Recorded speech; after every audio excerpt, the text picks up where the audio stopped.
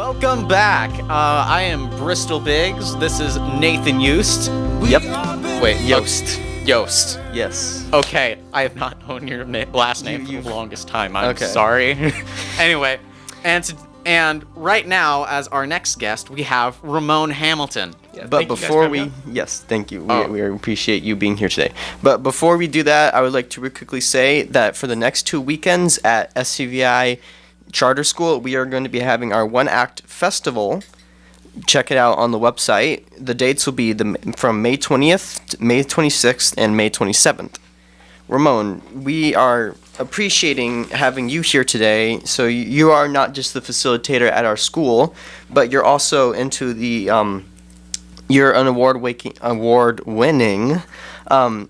filmmaker for the company Think 10 Media. Is that right? Correct, yes. And your best film, in your opinion, is The Hole, in which you... Well, it's hard to say. I think all of my films are the best films, but obviously I'm a little bit biased. I would actually say the film that I'm probably most proud of is actually a film called Smuggled. And it's a film that's extremely relevant today that does deal with the issues of immigration and deportation. And obviously that's a very, very timely topic. Yeah, definitely. And thanks for having me on, guys. No problem. Yes, we appreciate having you here today. Yeah. It's like you guys who are here let us be here so we can do this with you. Fantastic. So now, a quick little smidge of a question. What are your 5 favorite movies and why? Okay. So I've got, I may have 6, and they're kind of random. The first film that came to my mind was a film called Bicycle Thief. This was an Italian film that focused a lot on neorealism, and it was a film that really looked at the issue of poverty in Italy at that time. And they just did it in such a realistic way and touched on such a real topic that it really, for whatever reason, it really resonated with me. And also just was one of the first films that really made me realize, not to judge people. The whole film is really about someone who steals someone's bicycle. And you realize the importance of that bicycle because it's a tool that they use to get to and from work. And finding work at that point in time was extremely difficult. And I don't want to spoil the film, but they do have it come full circle, and then you basically realize that maybe this person that stole a bicycle, actually did it for a reason other than just simply stealing a bicycle. So it's things are much harder or much more complex than they might seem on the surface. Another film I like, which you guys might know, is The Sandlot. That's definitely one of my top films. Just really clicks with me in terms of my childhood and hanging out with my friends and going out to the park and playing, baseball, basketball, whatever, and just being kids, just having fun being kids. A Bronx Tale, which is Chaz Palminteri, I believe. He was the writer, director, and also acted in it. And that was just a film that just really looked at a lot of different issues in the 50s in New York. I'm from Boston, so the whole East Coast thing really clicked with me. Spaceballs is actually up there, just because every now and then I like to be silly. At one point in my life, actually, when I was about you guys' age, I literally watched that film about at least once a week with a good friend of mine named Harry. So I actually had the whole script memorized. And one of my more recent ones is Moana, actually. Cool. It's been a while since a current film has actually gotten there in my favorite list, and that's definitely up there. And then I Am Sam, so I cheated. That's 6, but I Am Sam is my other one. So, have you ever heard of Life is Beautiful? Absolutely, yes. That's a great film. And if I remember correctly, that was during the Holocaust, right? Yeah. And that's a film that, as I've gotten older, I have appreciated it for different reasons. I definitely appreciated it when it came out, but now, having 2 boys of my own, I can understand, a father not letting the reality of that type of a situation sink in, and and that's where things become difficult. Life is complex, and he lies to his kid. He pretends this is something that it absolutely isn't, but he does it for a better good. So obviously lying is not a good thing, but life is always complex. And so those types of films absolutely resonate with me. Yes, great film. Yeah, I really loved it. I watched it in English or history class. It was a really good movie. You've got a great history teacher if they're picking films like that. I did. Now, earlier you said that when the Sandlot reminded you of your childhood, how you always used to play baseball. Yes. This is a bit more of a controversial topic, but which do you think is a more American sport, baseball or football? I would have to say baseball. It's interesting. I've always been a fan of baseball. But in high school I actually played football, not baseball.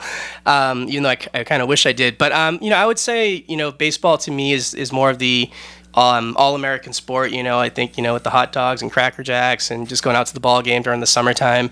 I don't know. I can't really think of a sport that's more American than baseball. So for me, baseball hands down. It was invented in America, right? Yes. I believe so. It may have been based off of cricket, possibly. Don't quote me on that.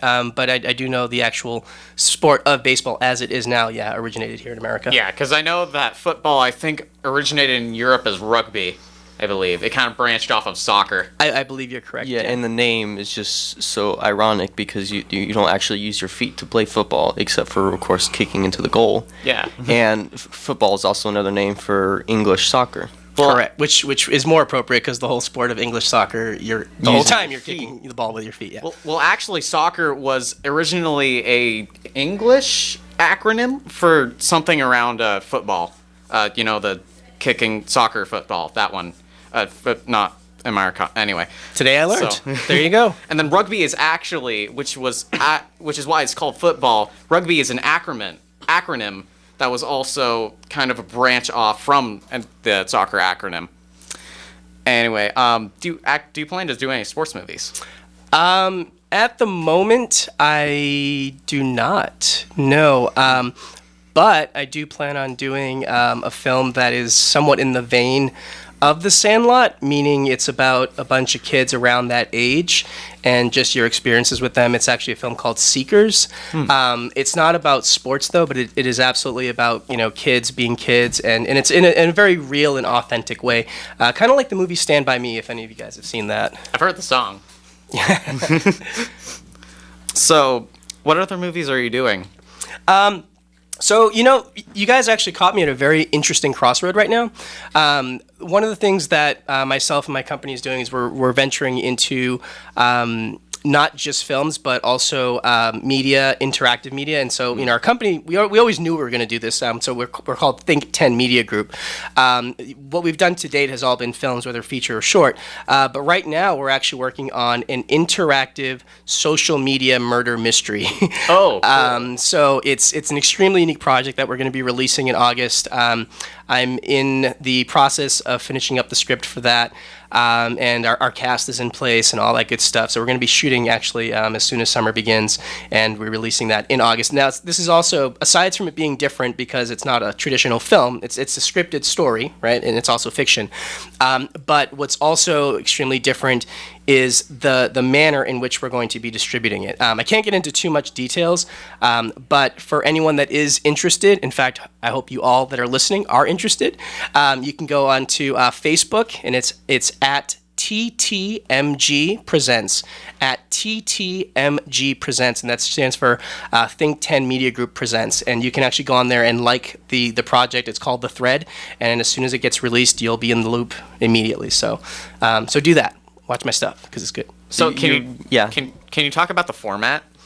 I can talk loosely about the format.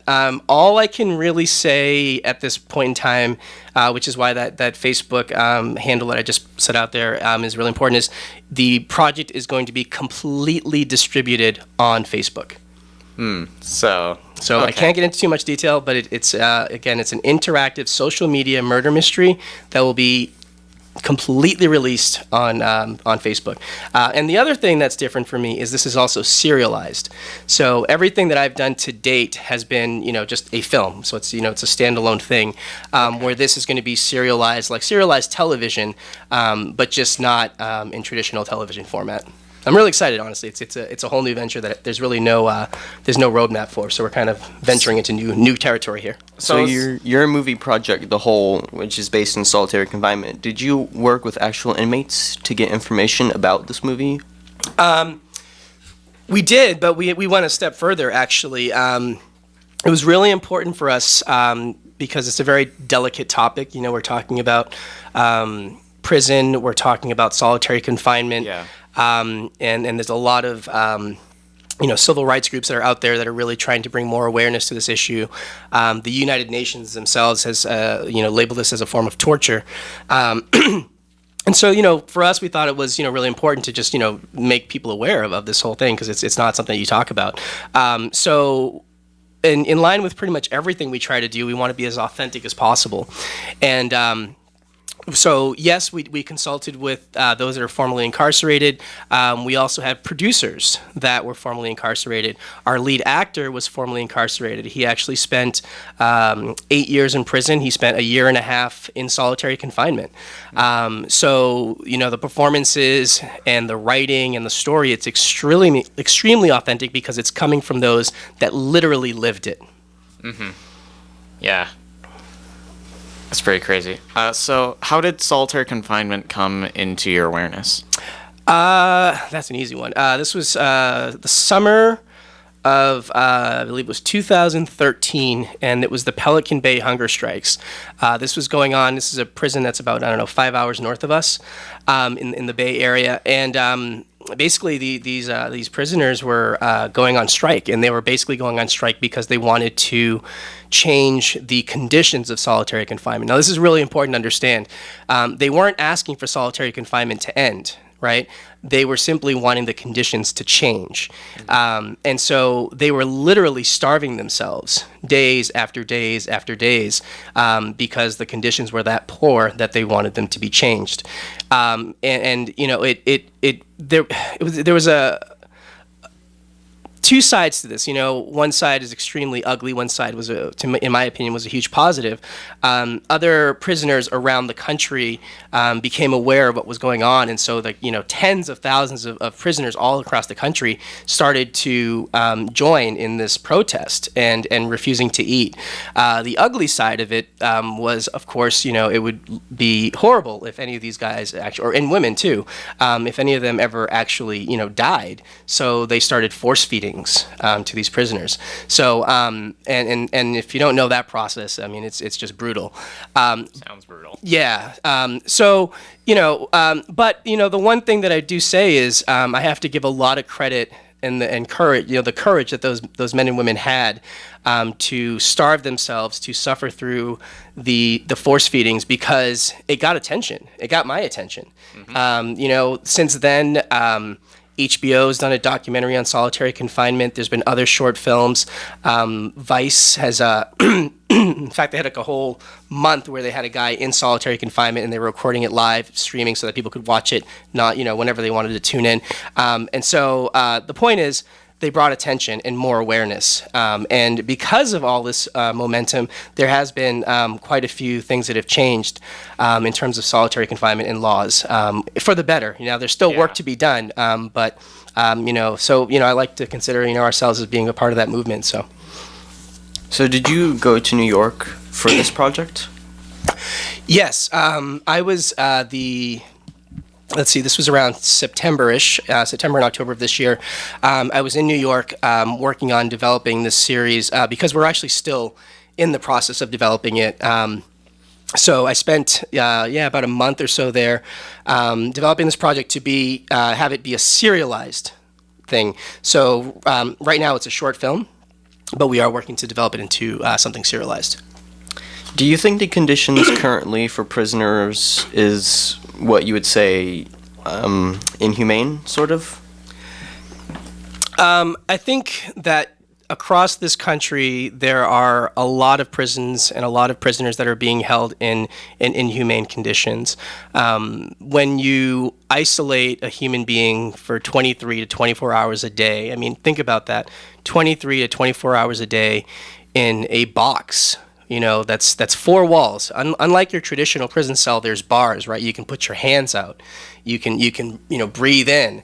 But this is literally four solid walls that you're in for 23 out of 24 hours a day, and you do that for 6 months, a year. Or our main producer for the short, he was in solitary confinement for 5 years.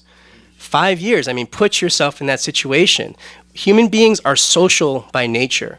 And when you deprive people of any sort of connection whatsoever, and they're limited to purely themselves for the majority of their day after day after day, yeah, that's torturous. Yeah, I mean, you were the one that kind of, when we were researching you were the kind of one who kind of lightened me up to that. I had no idea.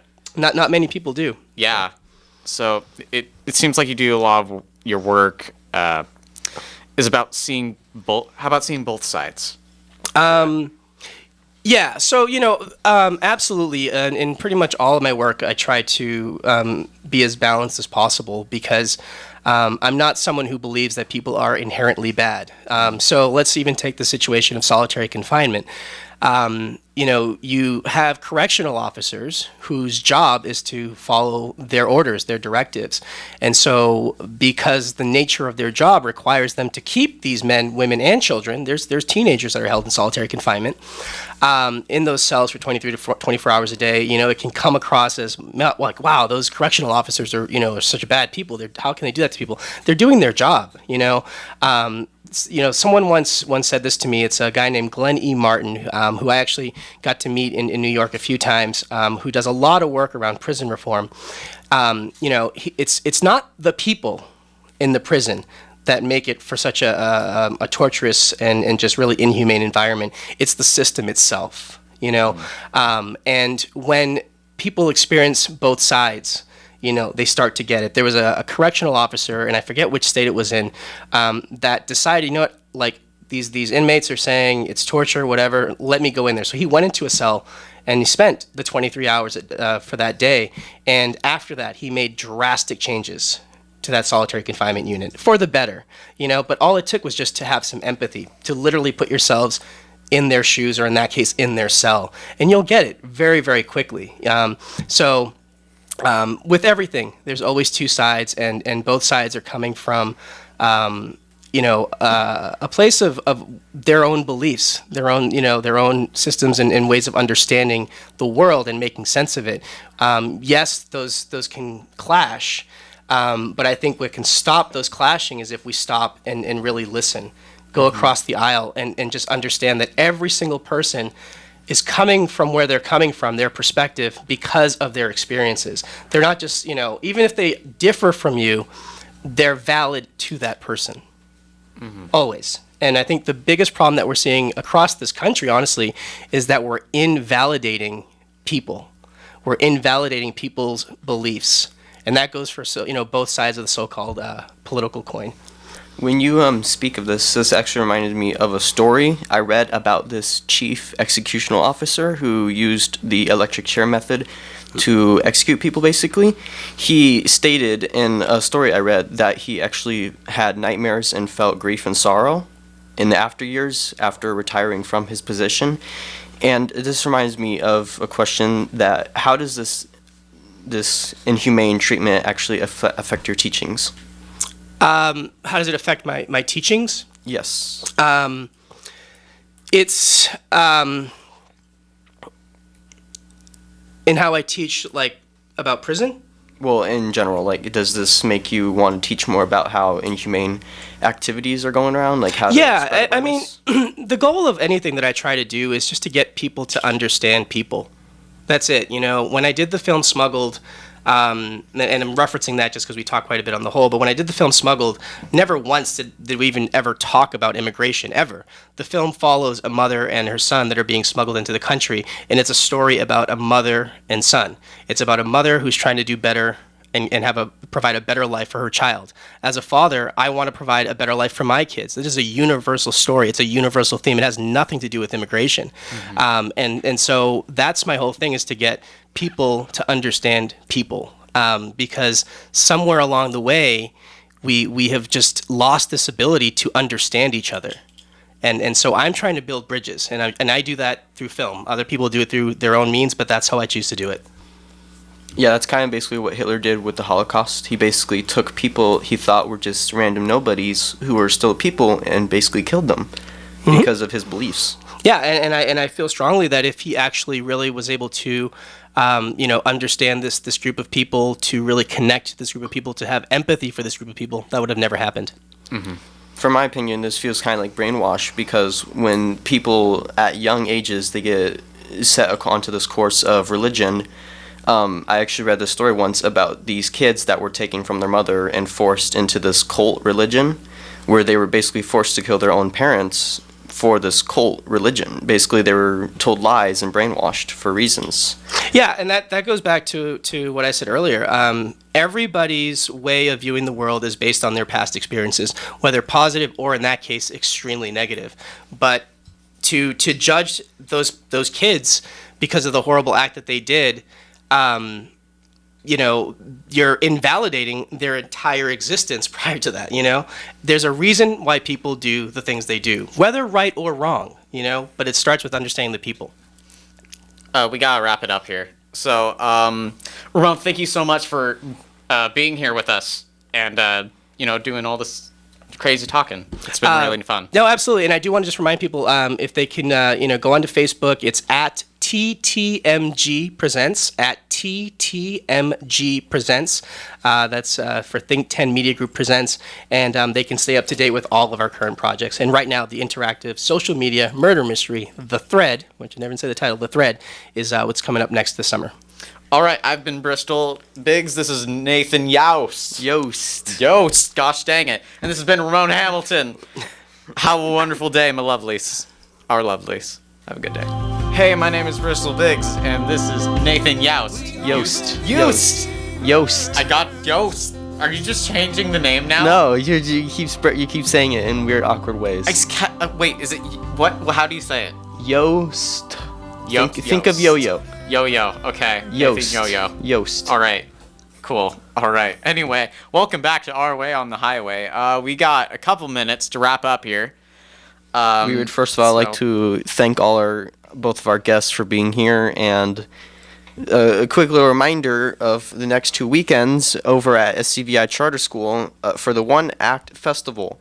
Go to the website at SCVI to check out the available dates, which are on May 20th, May 26th, and May 27th. Yep, and also don't forget to go to our Expressival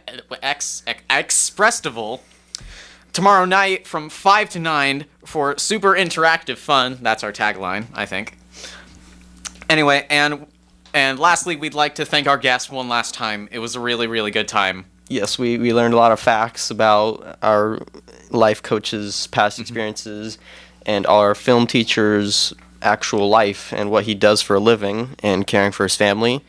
And would you like to tell us one more time the call letters for his Facebook page? For Ramon Hamilton's Think 10 Media, TTMG Presents on Facebook.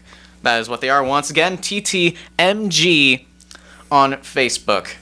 So TTMG Presents. Oh yeah, that's right. TTMG Presents on Facebook. Once again, TTMG Presents on Facebook. Only need to say that about 9 million times. Yes, and before it sinks into people's brains. Anyway, are you about ready to wrap up? Yep, I'm about ready to wrap up. We would like to, one more time, thank all our guests for appreciating all the people that are listening right now. And if you learned any facts, then that's good for you. We appreciate telling everything that we can from the people we talked to. Yep, and that was Alex Urbina and Ramon Hamilton. Thank you so much. If you want to check out Ramon Hamilton's stuff, one more time, TTMG Presents on Facebook, Think 10 Media. Thank you, everybody. This has been KHTS AM 1220, your hometown station.